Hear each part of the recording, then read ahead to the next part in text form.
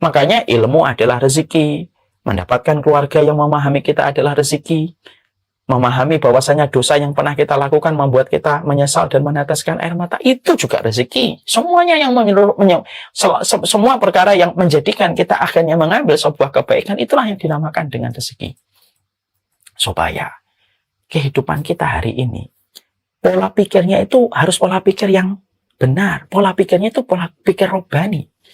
Pola pikir robbani itu pola pikir bahwasanya tidak ada apapun yang dia ucapkan kecuali apapun yang dia sampaikan harus kembali kepada pola pikir robbani dan bukan pola pikir kapitalisme, materialisme, dan lain sebagainya. Itu yang kita harus mengerti. Manakah yang memuaskan dan membahagiakan? Yang membahagiakan rezeki. Yang membahagiakan rezeki. Selamat datang di channel Langkah Iman Istiqomah. Jangan lupa like, komen, dan subscribe. Dan semoga kita semua mendapatkan ilmu yang bermanfaat. Amin.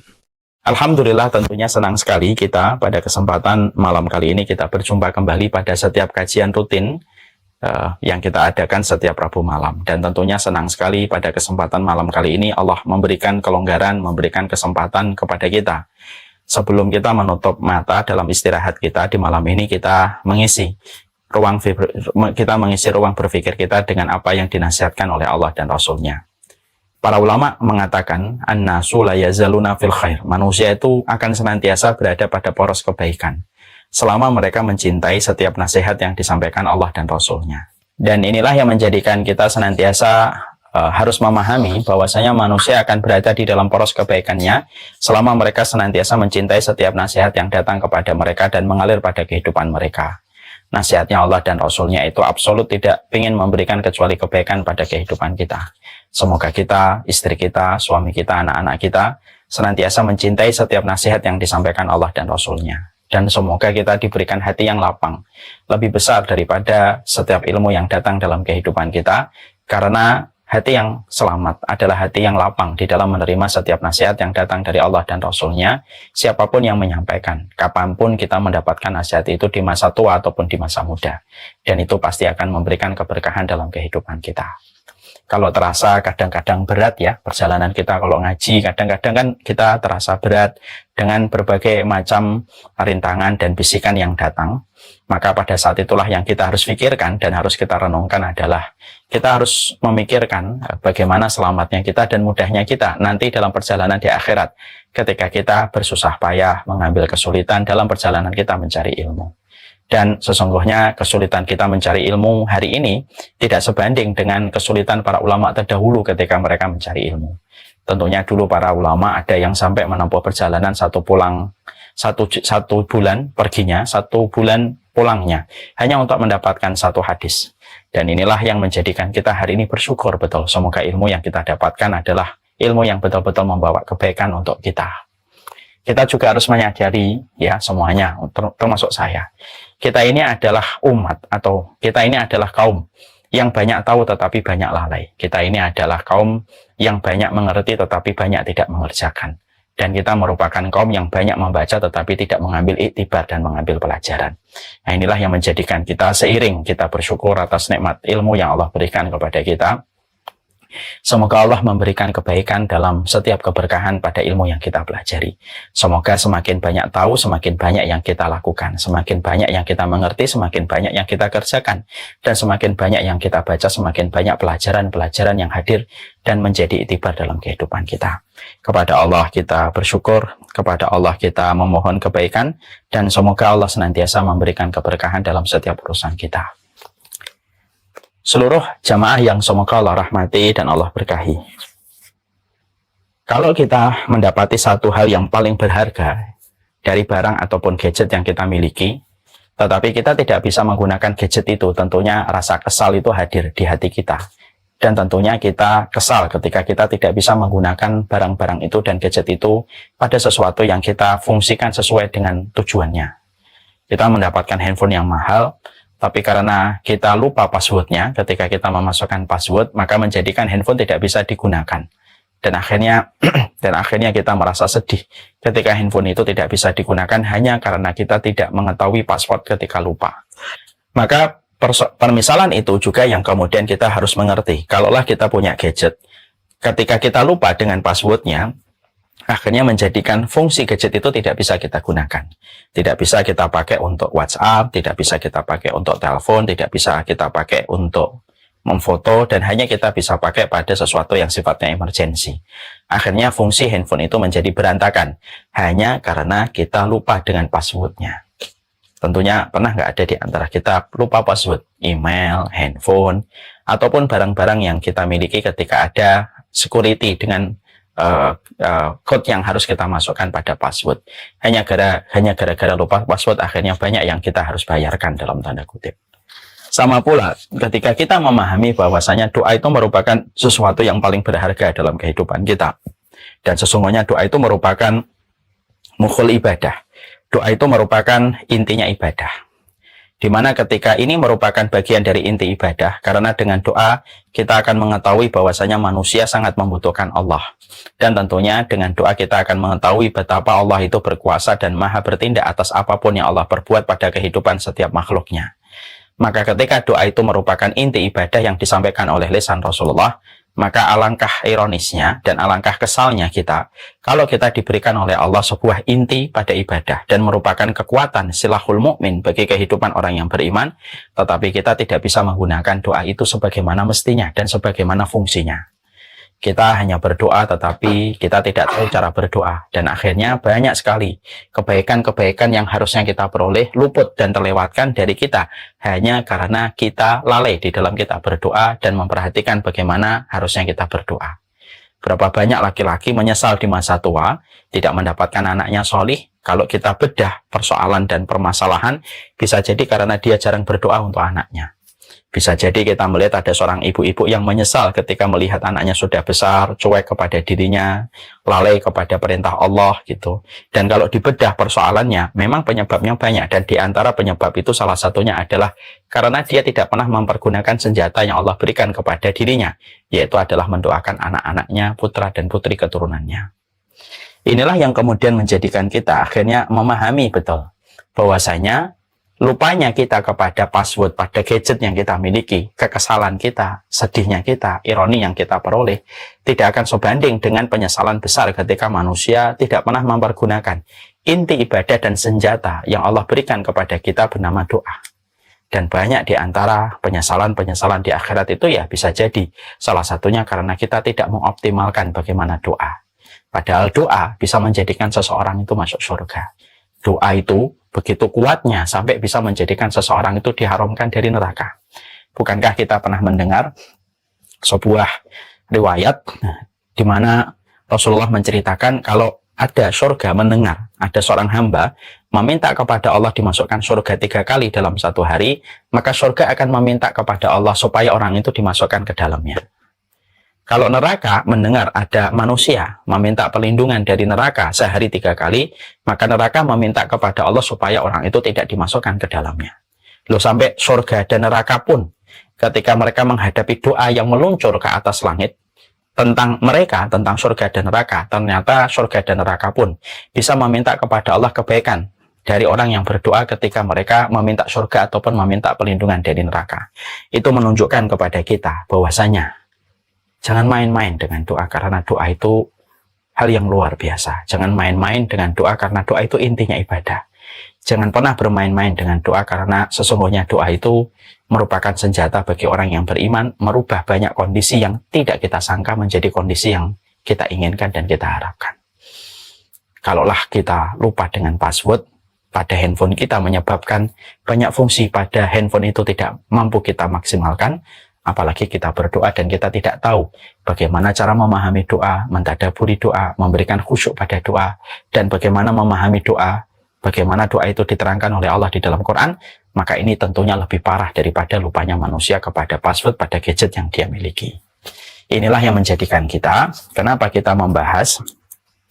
kemudian kita membahas al-Itar atau Allah pada kesempatan hari ini, dan pada kesempatan setiap pekannya. Kenapa kita membahas kitab ini? Karena kitab ini akan membantu kita untuk memaknai intinya ibadah pada keterkaitan kita kepada Allah, dan kitab ini akan membantu kita sedikit demi sedikit, setapak demi setapak, supaya kita mampu berharap bahwasanya doa itu akan menyelesaikan banyak masalah pada kehidupan kita, dimulai dari doa kita. bisa jadi kehidupan kita yang berantakan, ya bisa jadi dimulai karena berantakan kita di dalam doa. Nah, itulah yang menjadikan kita mengerti. Salah satu perkara yang harus kita evaluasi, salah satu perkara yang harus senantiasa kita perbaiki, yaitu adalah bagaimana di dalam kita berdoa kepada Allah Subhanahu wa Ta'ala, karena doa selalu memberi sesuatu yang tidak terduga. Karena doa pasti akan memberikan kebaikan kepada mereka yang tidak pernah putus asa untuk berprasangka di dalam setiap doa yang mereka panjatkan kepada Allah. Kita kemarin mempelajari doa yang ke-12, yaitu doa pada surat Al-Maidah 114. Rabbana anzil alaina ma'idatan minas sama'i takunu lana idan li awwalina wa akhirina ayatam minka warzuqna wa anta khairur raziqin. Kita membahas bagaimana doa kaum Hawariyun yang mereka meminta satu hidangan dari sisi Allah Subhanahu wa Ta'ala yang menjadi ayat dan menjadi tanda bertambahnya keimanan mereka kepada Allah. Lalu kaum Hawariyun yang mereka menjadi pengikutnya Nabi Isa alaihi salam, mereka menutup doanya dengan sebuah kalimat warzuqna wa anta khairur raziqin, dan berilah rezeki kepada kami karena sesungguhnya engkau adalah zat sebaik-baik memberikan rezeki kepada setiap dari hambanya. Kita sudah membahas muqaddimah ya tentang kaum Hawariyun, apa pelajaran yang kita dapatkan dari kaum Hawariyun, membicarakan tentang Bunda Maryam bintu Imran, membicarakan tentang Hana, membicarakan tentang Imran, dan bagaimana kita telah membicarakan tentang Nabi Isa dan segala yang berkaitan tentang kaum Hawariyun ketika mereka menyampaikan kepada Allah, anzil alaina ma'idatan minas sama, ya Allah turunkan kepada kami hidangan dari langit. Dan itu sudah kita bahas pada pertemuan kita sebelumnya. Kita sekarang akan membahas tentang doa ini. Tentunya doa ini berkaitan tentang bagaimana keimanan kita kepada rezeki. Dan bagaimana kita menjumpai dan kita mendapati kaum Hawariyun itu meminta kepada Allah, warzuqna wa anta khairur raziqin. Dan berilah kami rezeki dan sesungguhnya engkau adalah zat sebaik-baik pemberi rezeki. Mari kita bedah dari beberapa hal, poin-poin yang kita bisa petik dari berbagai macam penafsiran dari para ahli tafsir ketika mereka memberikan takwil dan memberikan tafsir pada surat Al-Maidah 114. Yang pertama, yang kita harus paham, di situ ada kata warzuqna. Berikanlah kami rezeki, wa anta khairur raziqin, sesungguhnya engkau adalah zat yang sebaik-baik pemberi rezeki. Tentunya kita masih banyak yang bertanya-tanya, apa bedanya rezeki dengan dunia? Walaupun sering saya sampaikan, tidak apa-apa saya refresh kembali untuk saya dan kita semuanya. Supaya kita mulai bisa membedakan, kita ini mencari rezeki ataukah mencari dunia. Maka kita harus paham, bedakan antara dunia dengan rezeki. Kalau kita membaca Al-Quran, kita akan menjumpai Allah banyak sekali mencela tentang dunia. Ketika dunia dijadikan tujuan, ketika dunia dijadikan menjadi sebuah obsesi terbesar kehidupan manusia. Dan salah satu penyesalan manusia yang menyebabkan manusia itu dijebloskan ke dalam neraka dan menjadi tawanan neraka, ya karena kesombongan pada dunia yang mereka peroleh dan pada aktivitas yang mereka lakukan hanya untuk mendapatkan dunia yang sejatinya dunia itu pasti mereka tinggalkan dan menuju kepada kehidupan di akhirat dan tidak ada yang tertinggal. Itu dunia. Sekaya apapun manusia, kalau hanya dunia, maka ketika mati hanya menjadi sebuah mimpi. Ketika dia bangun di alam barzah, dari semua pencapaian dunia yang mereka pernah peroleh dan mereka pernah dapatkan dari tepuk tangan manusia, ketika memuji dia bisa mendapatkan dunia dengan digit yang tidak terbatas, maka ketika seseorang itu mati, maka sesungguhnya dia sebagaimana orang yang terbangun dari mimpi.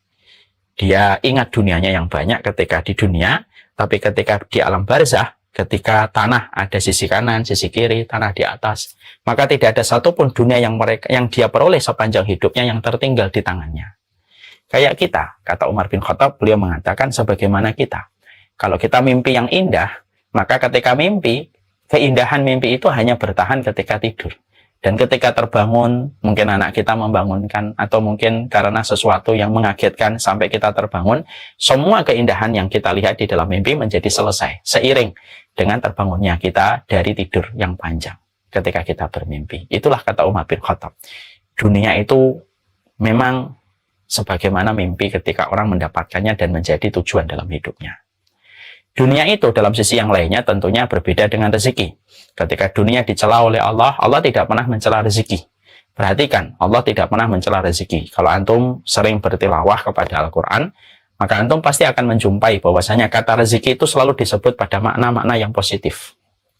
selalu disebut dengan makna yang positif.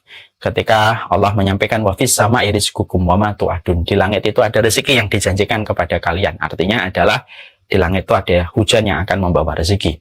Allah juga menyampaikan bahwasanya di dalam surat At-Tolaq, orang yang memasuki surga itu merupakan rezeki yang terbaik. Dan Allah menyebutkan rezeki di dalam Al-Quran itu dalam bentuk makna yang positif. Disitulah kita mendapati bahwasanya dunia konotasinya adalah negatif. Tetapi rezeki konotasinya adalah sesuatu yang positif.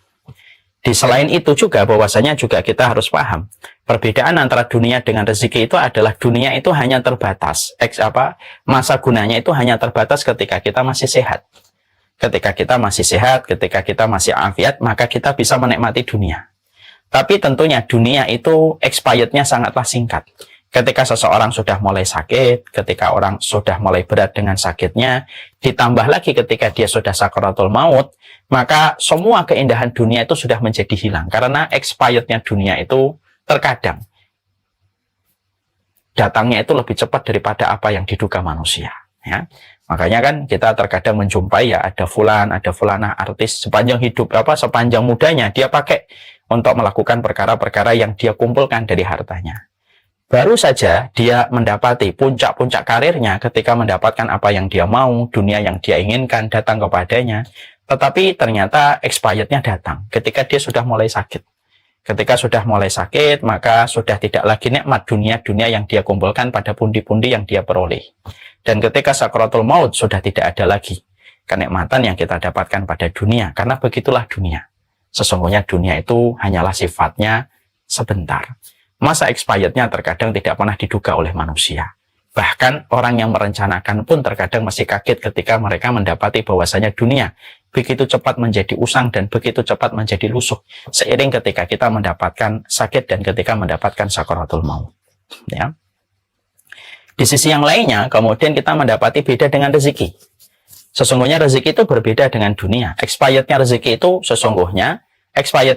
itu tidak hanya terbatas pada waktu di dunia, tapi terus akan berlangsung dalam kehidupan seseorang hingga manusia di dalam kehidupan di akhirat, sehingga ketika manusia di dalam kuburnya sampai manusia itu di dalam kehidupan akhiratnya, maka rezeki itu tetap dalam kondisi memberikan kebaikan dan memberikan manfaat dalam kehidupan kita. Itulah yang dinamakan rezeki. Makanya kita bisa mengambil contoh ya, anak kita kalau cantik, tampan, hanya cantik dan tampan itu dunia. Karena kita membanggakan anak kita. Oh, anak saya tampan, anak saya cantik.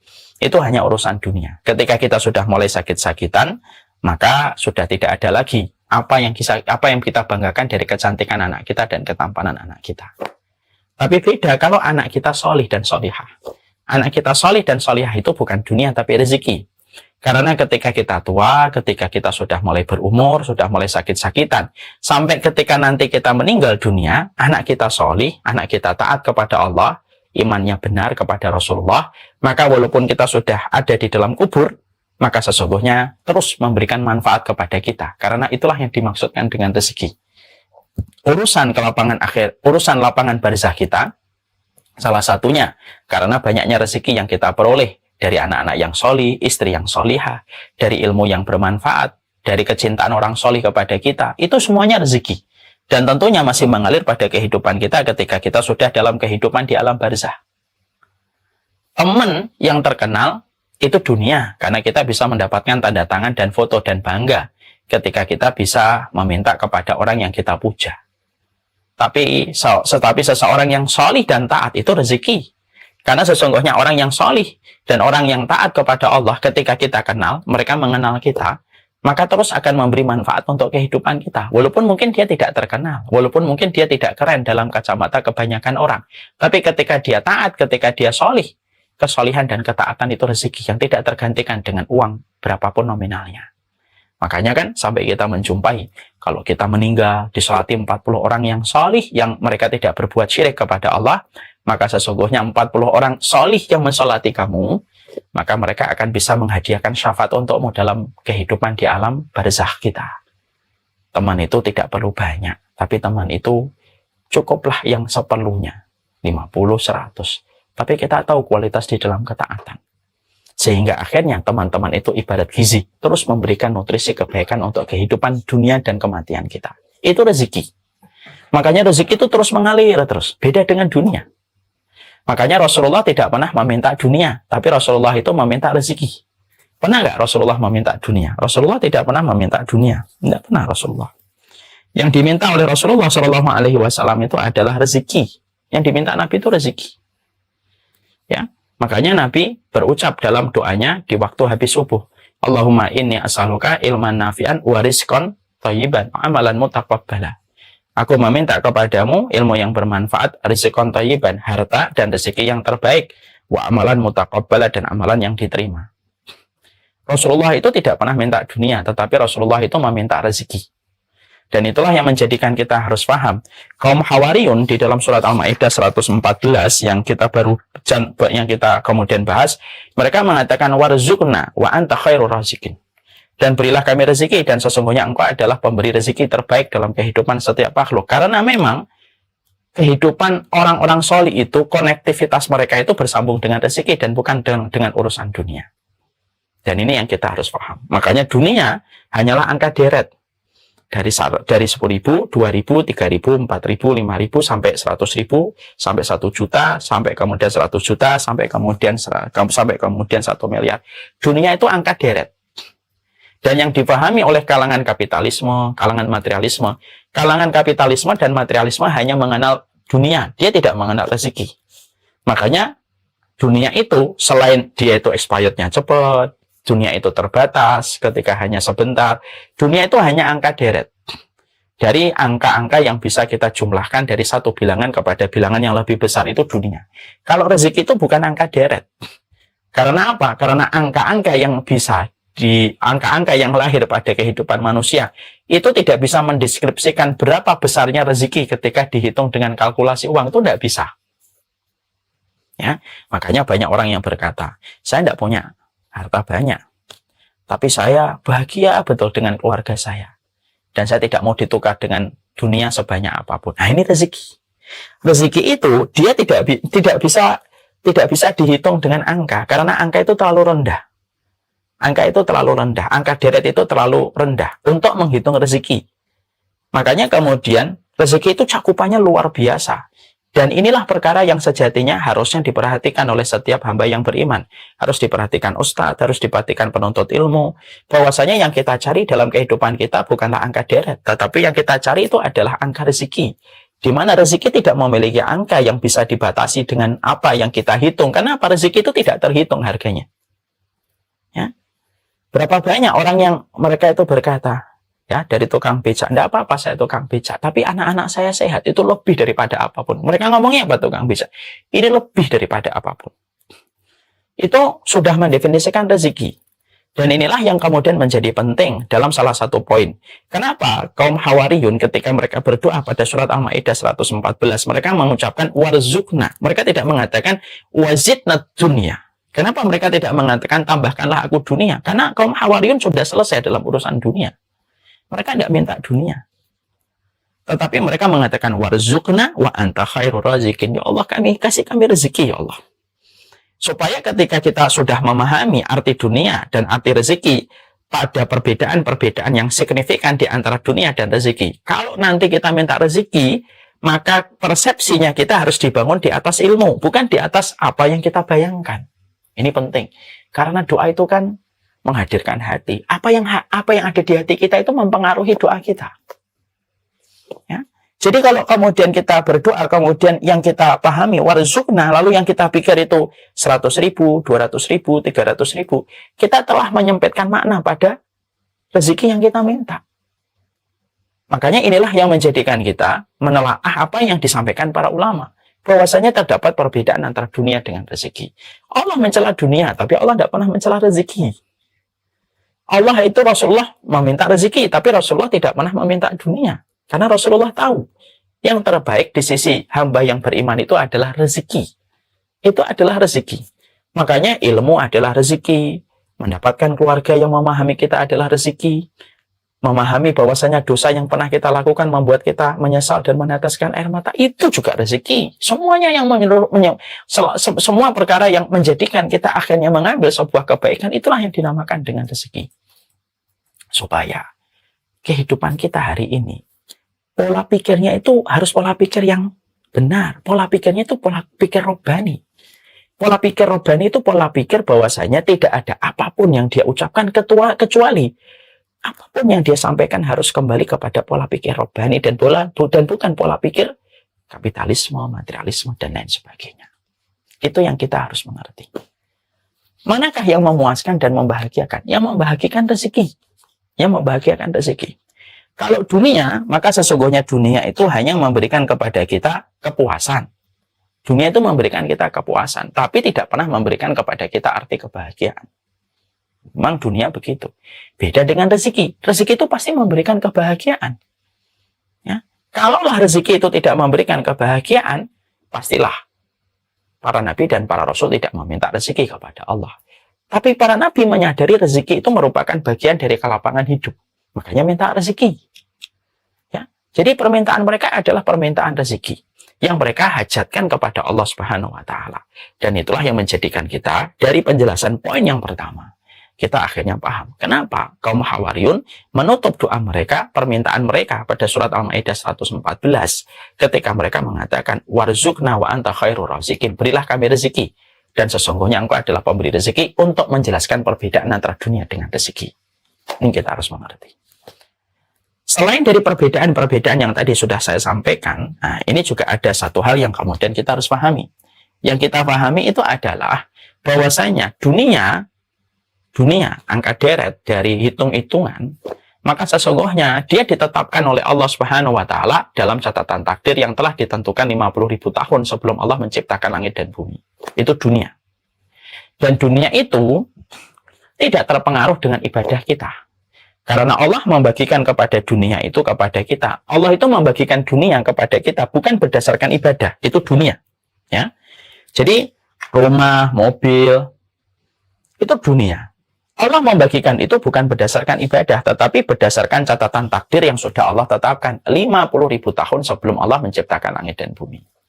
Ada yang dikayakan, ada yang dimiskinkan. Yang dikayakan dengan hikmah, yang dimiskinkan pun dengan hikmah, dan tidak luput dari setiap hikmah. Hikmah itu hal terbaik yang Allah berikan. Makanya di dalam salah satu hadis qudsi, Allah menyampaikan, ada fulan yang aku kayakan, karena aku tahu, kalau fulan ini aku miskinkan, maka akan mendekati kekufuran. Ada fulan yang aku miskinkan, karena aku tahu bahwasanya fulan ini kalau aku kayakan, maka dia akan mendekati kekufuran. Maka kaya dan miskin itu kemudian bagian dari irisan yang telah ditetapkan dan telah ditakdirkan oleh Allah Subhanahu wa taala. Allah mengiris, ada yang kaya, ada yang miskin, untuk menjaga keharmonisan kehidupan. Bisa nggak orang itu miskin? Bisa. Kata siapa orang nggak bisa miskin? Miskin itu ada. Kalau ada yang mengatakan kepada saya, Ustadz, ini kan di dalam surat An-Najm kan, wa annahu huwa aghna wa aqna, Allah yang mengkayakan, Allah yang mencukupkan. Betul. Miskin itu belum tentu kurang, tapi miskin itu ada. Bukankah Allah menyebut kata miskin berkali-kali di dalam Quran? Innamas shadaqatu lil fuqara'i wal masakin. Dalam surat At-Taubah 60, Allah kan menyebut kata miskin. Dan tidak usah a priori sama miskin, sebagaimana kita alergi dengan kata miskin. Tidak usah kita alergi dengan kata miskin. Tidak usah kemudian kita mengikuti pandangan materialisme bahwasanya kemiskinan itu aib. Kata siapa sih miskin itu aib? Miskin tidak aib. Ya Allah, jauhkanlah kami, ya Allah, untuk memandang aib bagi orang yang miskin, ya Allah. Terlalu hina kalau kita mengaibkan orang itu miskin. Yang aib itu orang yang bermaksiat.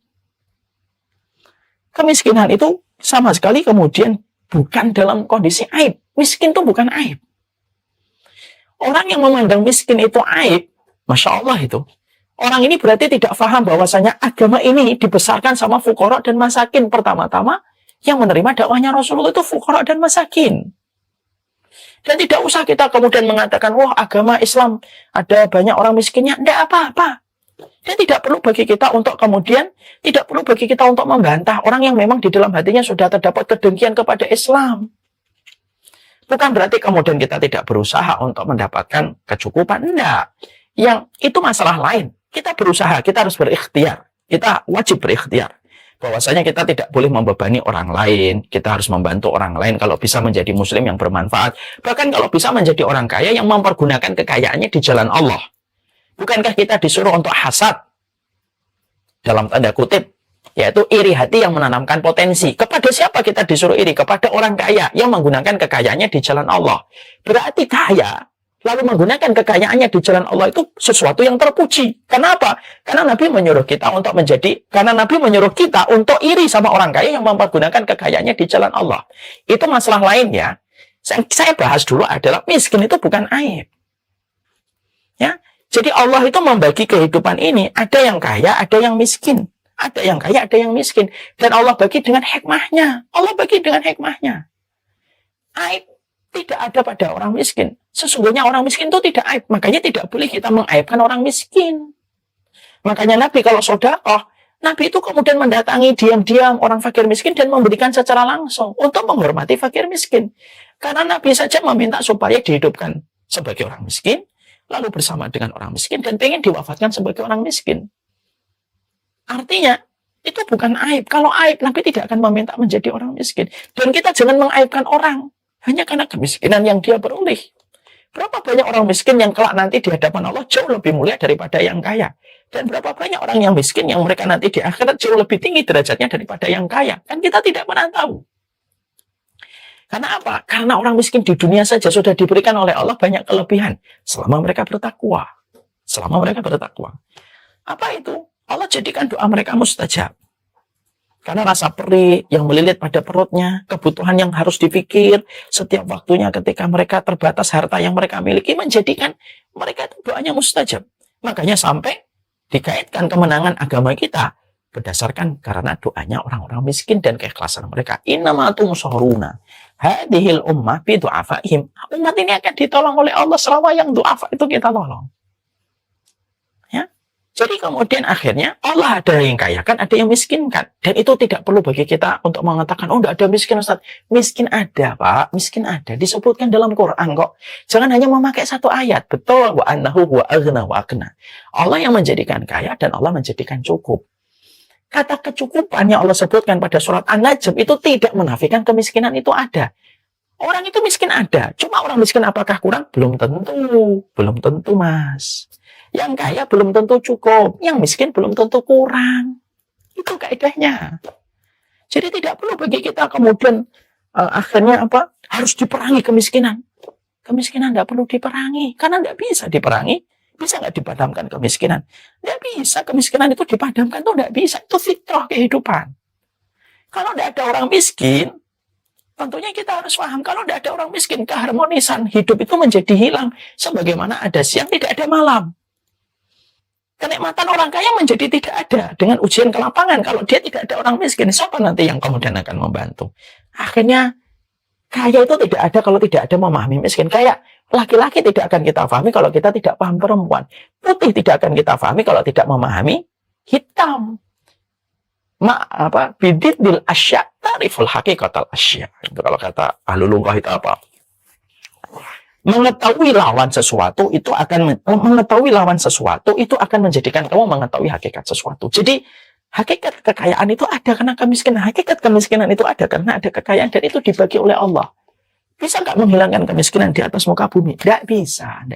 Itu fitrah yang Allah bagi. Makanya dalam satu riwayat disampaikan oleh Rasulullah kan, manusia dalam pusaran dunia itu ada 4. Ada yang dikasih oleh Allah dunia dan ilmu. Ada yang dikasih oleh Allah dunia, tidak dikasih ilmu. Ada orang yang tidak dikasih dunia, tapi dikasih ilmu. Ada yang tidak dikasih dunia, tidak dikasih oleh Allah ilmu. Kan begitu. Maka kemudian setelah kita paham, kembali ke poin ini. Dunia itu tidak terpengaruh dengan ibadah kita. Takarannya berapa? Nah itulah yang Allah berikan kepada kita. Kalau dunia itu tidak terpengaruh dengan ibadah kita sesuai dengan takaran yang sudah ditetapkan oleh Allah 50.000 tahun sebelum Allah menciptakan langit dan bumi, maka tidak perlu bagi kita untuk merasa khawatir pada sesuatu yang sudah dijamin oleh Allah. Itu dunia. Jadi dunia itu sudah dijamin oleh Allah dan tidak terpengaruh oleh ibadah.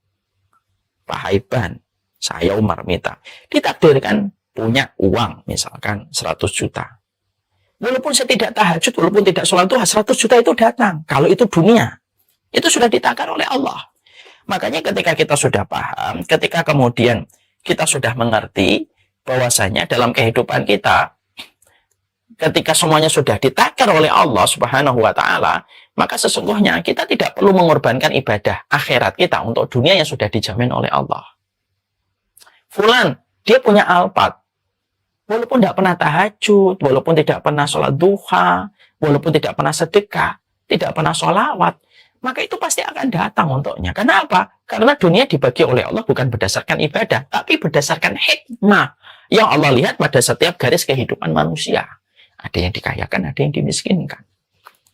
Kalau Allah membagi dunia berdasarkan ibadah, orang yang tidak beriman itu mereka hidup di bawah kolong jembatan. Karena mereka tidak beriman. Tapi kenapa orang yang tidak beriman mereka mendapatkan dunia? Bahkan dunia mereka angka digitnya lebih banyak daripada angka digit sebagian orang yang beriman. Karena Allah tidak membagi dunia berdasarkan ibadah. Sehingga kita tidak perlu ngoyo untuk menjadikan ibadah lalu kita kaitkan ibadah itu untuk urusan dunia. Yang sejatinya dunia sudah dijaminkan oleh Allah. Ya, melihat motor, nggak perlu kita sholawatin. Cukup kita sholawat karena kita ingin berjumpa dengan Rasulullah.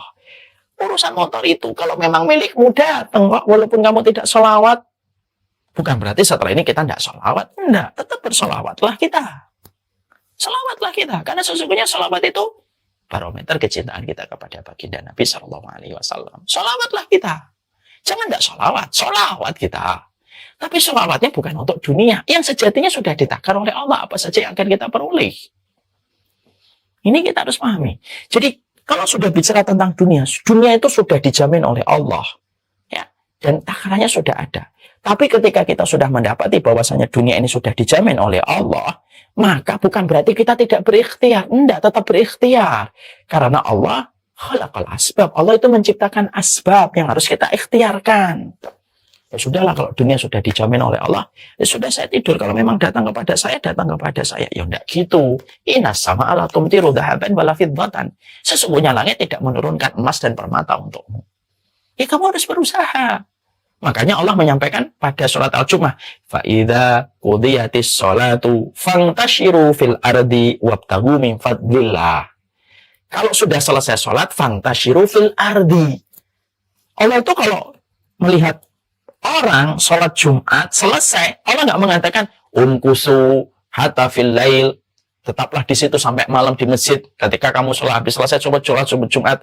Enggak, Allah nggak nyampaikan gitu ayatnya. Fa idza qudiyatis sholatu, kalau sudah selesai sholat, fantashiru fil ardi wabtaghu min fadlillah.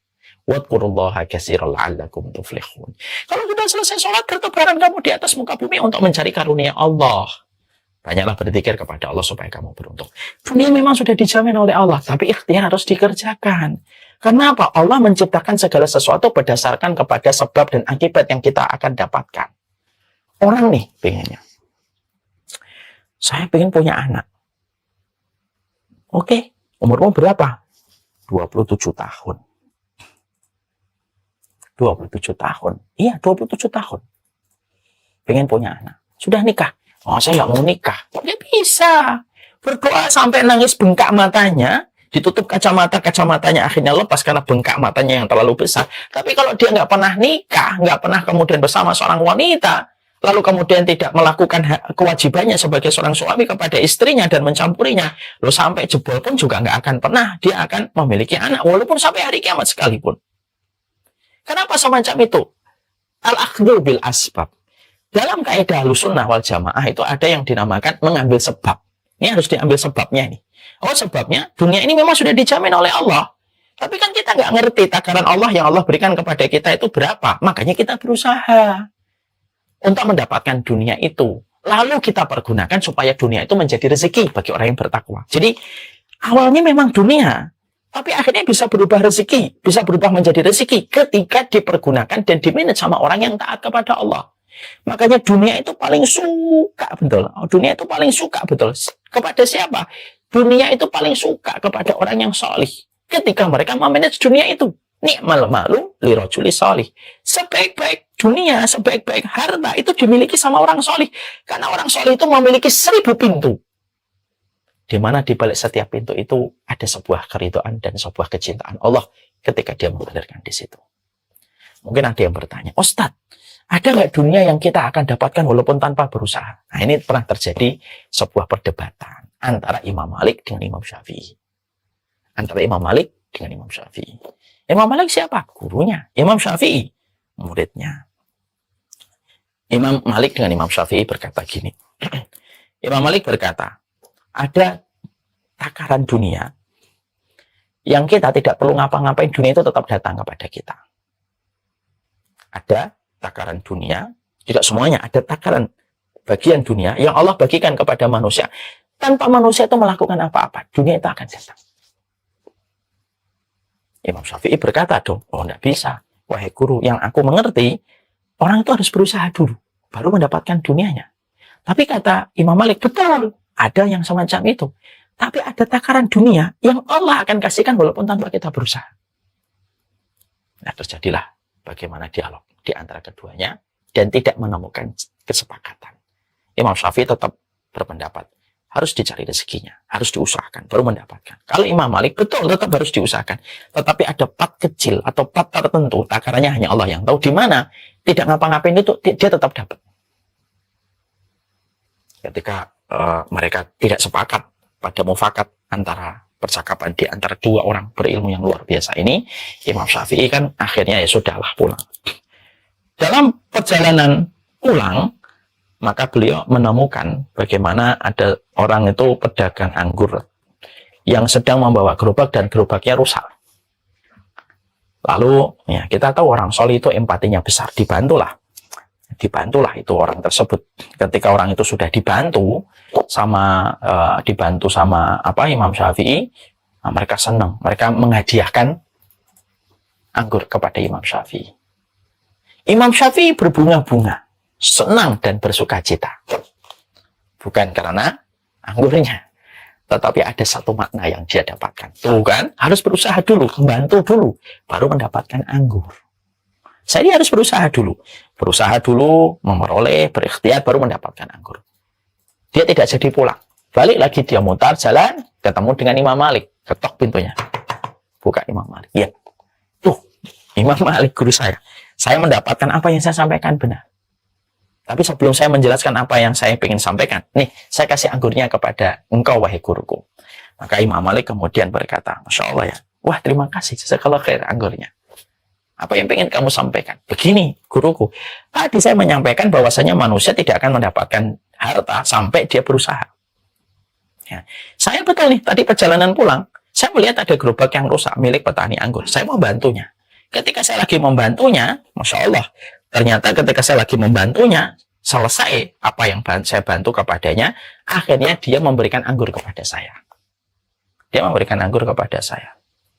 Kalau saya tidak membantu, saya tidak mendapatkan anggur. Imam Malik senyum, ya, teduh ya, seorang guru kepada muridnya. Kemudian Imam Malik berkata, berarti kamu benar. Loh kan? Asabta. Oh iya, asabtu. Saya benar ya. Tapi Imam Malik juga berkata, wa kadzalika asabtu. Saya juga benar. Loh, kenapa kamu benar, wahai guru? Iya, mau saya nggak ngapa-ngapain di rumah, tiba-tiba kamu datang ngetok pintu, tiba-tiba kamu menghadiahkan anggur ini, padahal lagi nggak ngapa-ngapain saya. Imam Syafi'i kemudian berkata, wah, berarti kita dua-duanya benar. Artinya, yang kita ambil menjadi sebuah pelajaran di sini itu adalah, Masya Allah ya, bahwasanya ya itulah yang dinamakan dunia. Dunia sudah dijamin oleh Allah, tidak terpengaruh oleh ibadah. Tapi walaupun sudah dijamin oleh Allah, bukan berarti kita tidak berikhtiar. Harus berikhtiar semaksimal mungkin. Harus kemudian melakukan apa yang kita ikhtiarkan dan apa yang kita usahakan. Selebihnya Allah yang mengatur. Apapun yang kita dapatkan, tidak usah bagi kita menilai. Lalu kemudian kita mengatakan, wah ini orang bodoh, tidak berusaha, pemalas. Hanya gara-gara kita terpengaruh dengan hasilnya yang sedikit. Memang ada sebagian dari teman-teman kita sudah berusaha, sudah kemudian dia mempelajari, sudah ikut training kemana-mana. Tapi memang segitu. Makanya disitulah di dalam Islam. Kenapa tawakal itu penting diletakkan pada ayat. Karena sesungguhnya ayat ini penting. Bahkan Imam Syafi'i saja mengatakan, wa may yatawakkal 'alallahi fahuwa hasbuh. Siapapun yang telah bertawakal dan menyandarkan kepada Allah, Allah akan mencukupi. Imam Syafi'i saja mengatakan, ini ayat agung betul ini. Dan itu pun sudah dikatakan agung oleh Imam Syafi'i ribuan tahun yang lalu. Ketika kondisinya belum sebagaimana materialistiknya hari ini. Jadi yang kemudian kita harus bangun itu adalah bukan mengkayakan setiap muslim. Enggak bisa. Enggak bisa kita. Walaupun kita ingin memajukan ekonomi, kita enggak bisa mengkayakan setiap muslim itu enggak bisa. Tapi yang kita lakukan adalah mentawakalkan setiap hati. Karena apa? Yang kaya belum tentu cukup, yang miskin belum tentu kurang. Maka ibadah itu sangat tergantung. Ibadah itu sangat tergantung. Dunia itu tidak tergantung pada ibadah. Itu dunia. Beda dengan rezeki. Beda dengan rezeki. Rezeki itu tergantung dengan ibadah. Jadi rezeki itu tergantung dengan ibadah. Iya, tergantung dengan ibadah. Tergantung pada ibadah yang kita lakukan dan kita kerjakan itu rezeki. Ketika kita ingin mendapati anak yang solih dan taat, itu tergantung ibadah kita kan. Ibadah kita sangat mempengaruhi bagaimana rezeki anak solih, anak taat. Kita kemudian mendapatkan kecintaan dari para solihin, dari para walinya Allah, dari para solihat, itu berdasarkan ibadah yang kita lakukan. Kalau bicara rezeki, memang rezeki itu terpengaruh dengan ibadah yang kita lakukan. Makanya kan kita menjumpai kan, apa yang kita peroleh pada keluarga kita itu tergantung pada ibadah kita kan. Kalau kita mendapati keluarga kita dalam kondisi yang baik, anak-anak kita taat, mudah untuk diarahkan, mudahnya cahaya-cahaya iman masuk kepada hati anak-anak kita, itu terpengaruh pada ibadah yang dilakukan sama orang tuanya. Karena apa? Rezeki itu, ya karena rezeki itu betul-betul terpengaruh dengan ibadah. Rezeki itu terpengaruh dengan ibadah. Ya, makanya kemudian disinilah kita menjumpai ada satu kisah nyata yang terjadi beberapa hari yang lalu. Waktu yang ada seseorang yang bercerita sama saya. Ada orang, beliau diuji dengan penyakit dan berbagai macam serangan kepada dirinya. Lalu dia melawannya dengan beribadah kepada Allah. Dia melawannya dengan dia memperbanyak sedekah. Akhirnya, dia mendapatkan rezeki. Dia akhirnya satu persatu kebaikan yang dia peroleh, kelapangan hatinya, keteguhannya, bahkan penyakit-penyakit yang beliau dapatkan mulai berkurang. Dan tentunya mendapatkan banyak orang-orang solih yang ada di sekitarnya dan orang-orang solihah ketika bersamanya. Maka itulah yang dinamakan dengan rezeki. Dan itu tergantung sama ibadah yang dikerjakan. Ya. Jadi kalau dunia nggak ada pengaruhnya sama ibadah. Mau dapat mobil nggak dapat mobil, mau sholawat nggak sholawat, dapat mobil aja. Jangan rendahkan arti sholawat hanya pada mobil yang kamu inginkan. Terlalu berharga kalimat sholawat kita kepada Nabi, lalu kita tukar dengan dunia yang sudah dijaminkan oleh Allah. Ya, takzimlah sama syiar-syiar Allah itu ditakzim, dihormati. Syiar-syiar Allah itu dihormati. Cara menghormatinya itu ya diletakkan bingkai melakukan syiar-syiar itu karena Allah. Tidak usah, karena kehidupan materialisme yang begitu kencang anginnya hari ini menjadikan kita lalu kemudian merendahkan ibadah dan syiar Allah itu pada sesuatu yang tidak ada sangkut pautnya dengan apa yang sebenarnya sudah ditetapkan oleh Allah. Ya, tapi kalau rezeki berkaitan tentang ibadah kita, makanya akhirnya kita jumpai itu yang menjadikan akhirnya kaum Hawariyun pada surat Al-Maidah 114 ini, lalu kemudian mereka mengatakan warzuqna wa anta khairur razikin. Ya Allah, berikanlah kami rezeki gitu. Dan engkau sebuah pemberi rezeki. Karena rezeki itu memang betul-betul didatangkan, dialirkan berdasarkan ketakwaan dan ketaatan manusia. Allah memberikan rezeki kepada Maryam bintu Imran. Allah memberikan kepada Maryam itu apa? Buah. Musim dingin pada waktu sedang musim panas. Allah memberikan buah musim panas pada waktu di musim dingin, itu kan rezeki. Dan sesuai dengan kebutuhan. Ya, tentunya rezeki yang berkah itu sesuai dengan kebutuhan, tidak menumpuk-numpuk, tidak difungsikan. Ingat ya ikhwan, ini teguran untuk saya. Moga Allah memperbaiki saya setelah ini. Salah satu di antara hal yang diingatkan oleh para ulama, salah satu yang diungkapkan oleh para ulama di dalam kehidupan kita adalah di antara yang kita khawatirkan itu bukan hanya hilangnya rezeki, nikmat. Tapi salah satu yang kita khawatirkan itu dari hilangnya rahmat itu atau karunia itu apa? Kita mendapatkan karunia dari Allah, tapi sudah kehilangan fungsinya. Numpuk-numpuk di dalam rumah kita. Kita tidak pakai, karena mungkin barang yang kita miliki yang sejenis banyak betul. Akhirnya kita sudah bingung menggunakan barang tidak sebagaimana fungsinya. Barang hanya dipakai memuaskan mata. Padahal kan konsep karunia itu apa? Diberikan sesuai dengan fungsinya. Akhirnya barang tertumpuk-tumpuk, tidak bisa dijalankan sesuai dengan fungsinya. Tidak dihadiahkan, tidak diberikan sama orang, dibuang pun sayang. Dan akhirnya apa? Numpuk. Dan dia pun akan dihisab oleh Allah atas barang yang dia tidak bisa fungsikan nanti di akhirat. Itu yang menjadikan kita akhirnya memahami, Masya Allah ya, ini yang kita khawatirkan. Nah, kembali kepada tadi, inilah yang menjadikan kita paham. Jadi kita bahas dulu. Jadi dunia tidak terpengaruh dengan ibadah. Rezeki terpengaruh dengan ibadah kita. Contoh, antum nyari ilmu, menghafalkan juz 30. Itu kan rezeki ya. Contoh, antum mengatakan, saya ingin hafal surat Al-Baqarah. Itu kan rezeki. Orang yang menghafalkan surat Al-Baqarah itu jangan main-main. Keutamanya gede itu.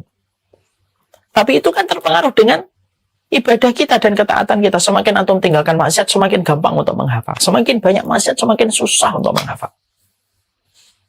Itu terpengaruh dengan ketaatan kita. Disitulah kita akhirnya mulai memahami rezeki dan dunia.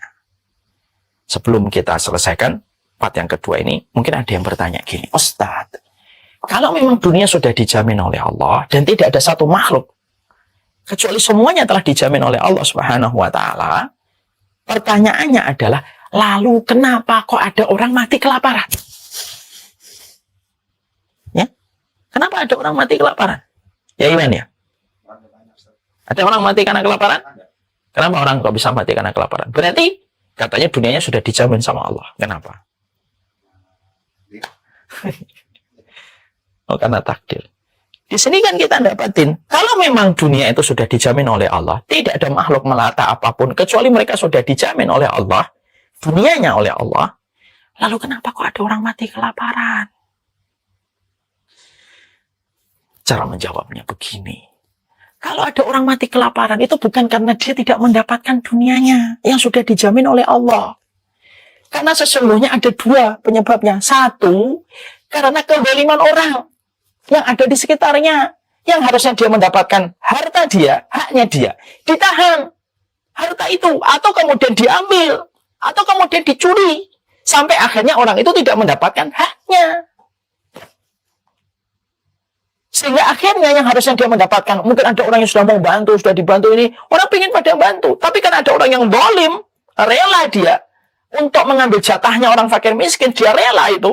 Akhirnya terjadilah orang-orang yang mereka mati karena kelaparan. Bukan karena Allah salah takar. Wah, ini orangnya kelewatan nih, takaran Allah mati, mereka kelaparan. Bukan. Karena kezaliman orang di sekitarnya yang mengambil haknya dia. Itu yang pertama. Yang kedua, kenapa kemudian ada orang kok mati? Kenapa ada orang kok mati karena kelaparan? Yang kedua, karena orang kaya tidak menjalankan kewajibannya. Hartanya hanya berputar di antara mereka. Mereka tidak zakat, mereka tidak sedekah, mereka tidak infak, mereka tidak mengasihi orang miskin. Ingat loh, yang Allah perintahkan kepada kita bukan memberi. Memberi itu salah satu kewajiban partnya. Tapi yang Allah perintahkan itu apa? Mencintai orang miskin. Mana Ustaz? Dalilnya mencintai orang miskin. Dalilnya itu ada pada salah satu ayat, yaitu pada ayatnya Allah. Pada satu doa. Ada doa yang juga diucapkan oleh Umar bin Khattab. Allahumma inni as'aluka fi'lal khairati wa tarakal munkarati wa hubbal masakin. Ya Allah, aku meminta kepada Engkau, ya Allah, fi'lal khairati, melakukan kebaikan, wa tarakal munkarati, meninggalkan kemungkaran. Meninggalkan kemungkaran. Wa hubbal masakin, dan mencintai orang miskin. Yang diperintahkan oleh Allah kepada kita semuanya, para kisanak dan para netizen, dan semua para santri dan para santriwati kepada saya. Mencintai orang miskin. Mencintai orang miskin itu lebih daripada sekedar memberi. Memberi itu bagian dari makna mencintai. Ya. Maka kemudian, karena orang-orang kaya tidak menjalankan kewajibannya untuk memberi. Orang-orang kaya tidak menjalankan kewajibannya untuk memberi. Harta berputar-putar pada mereka. Dan tidak memberikan haknya fakir miskin. Karena harta yang dititipkan Allah kepada orang kaya, itu sebenarnya sebagian dari harta itu, atau sepertiga dari harta itu merupakan haknya orang miskin. Yang karena sifat bakhil ditahan. Dan berputar-putar di antara mereka saja. Jadilah satu persatu kasus terjadi. Fulan meninggal kelaparan, fulan meninggal karena ini, fulan meninggal karena itu. Dan inilah yang menjadikan akhirnya kita mengerti. Ini loh yang menjadikan akhirnya terjadinya orang itu meninggal. Bukan karena takaran Allah yang salah. Allah itu kalau nakal tidak mungkin salah. Nah, kalau Allah takarannya salah, terus siapa yang benar takarannya? Takaran air hujan itu juga tidak pernah salah. Allah itu kalau ngasih air hujan, itu sudah sesuai dengan apa yang dibutuhkan makhluk. Kalau kemudian terjadi banjir, itu bukan takarannya yang salah. Ada pasti proses di antara manusianya ketika berinteraksi dengan buminya, itu ada yang kurang benar. Sehingga akhirnya air itu melimpah. Yang sebenarnya takarannya sudah ditakar oleh Allah Subhanahu wa Ta'ala dengan takaran yang terbaik. Ini loh yang menjadikan kita paham. Makanya disinilah kita baru membahas. Yang kita bahas di sini adalah inilah yang kita bahas. Ketika orang-orang kaum Hawari itu mengatakan, warzuqna wa anta khairur raziqin. Berilah kami rezeki ya Allah, dan sesungguhnya Engkau adalah Maha Pemberi rezeki. Itu artinya kita bedah dulu dunia itu apa, rezeki itu apa, bedanya dunia itu apa, bedanya rezeki itu apa. Lalu kita bahas juga pada hal yang berkaitan tentang itu. Nanti kita bahas lagi dari berbagai macam sudut pandang. Dunia dan rezeki itu kenapa? Apa? Kenapa kok masih kurang? Kenapa kok ada kurang? Ya. Kenapa kok ada kurang? Padahal kan pastinya Allah sudah ngasih kita sesuai dengan apa yang kita butuhkan. Kok ada yang kurang itu gini? Itu kenapa? Nah, ini merupakan salah satu yang akan kita bahas insya Allah pada pertemuan kita selanjutnya. Semoga Allah memberikan keberkahan pada setiap urusan kehidupan kita.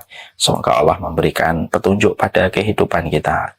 Senang sekali bisa menjumpai semuanya pada kesempatan malam kali ini. Semoga Allah memberikan keberkahan. Jangan lupa untuk mengikuti mengikuti The Homeland of Salihin, perjalanan pulang hamba beriman menuju ke taman surga. Dan ingat loh, yang mengikuti kajian ini bukan hanya mendapatkan kajian The Homeland of Salihin, perjalanan menuju kepada surga, tapi mereka juga akan mendapatkan tambahan tema 90 panggilan terindah dari Zat yang Maha Indah. Kita akan bedah ya ayyuhalladzina amanu, apa saja yang Allah beritakan kepada kita.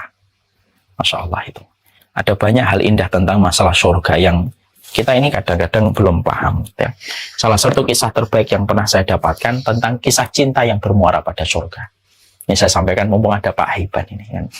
Jadi ada sebuah kisah nyata tentang masalah cinta Pak Haiban yang saya baca dalam sebuah kitab Al-Kamil. Yaitu ada seorang laki-laki dan ada seorang laki-laki yang jatuh hati kepada seorang wanita.